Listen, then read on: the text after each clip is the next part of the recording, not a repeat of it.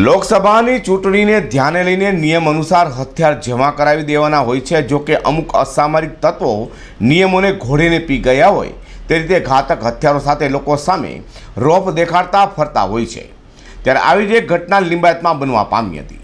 નીલગિરી ખાતે આવેલા શ્રીનાથ સોસાયટી 2માં હથિયાર સાથે લોકોને ધમકાવનાર સીસીટીવીના આધારે પોલીસે તેને ઝડપી પાડ્યો છે। સુરતમાં વારંવાર અસામરિક તત્વો લોકોને હેરાન પરેશાન કરે છે। ત્યારે હાલમાં જ એક અસામરિક તત્વોનો વિડીયો વાયરલ થયો હતો, જેમાં તે ઘાતક હથિયાર સાથે લોકોને ડરાવતો જોવા મળ્યો હતો।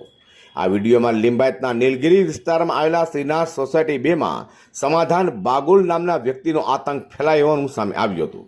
અસામરિક તત્વ સમાધાન બાગુલે સોસાયટીમાં રેમ્બો છરા સાથે નીકળી લોકોને ધમકાવ્યા હતા।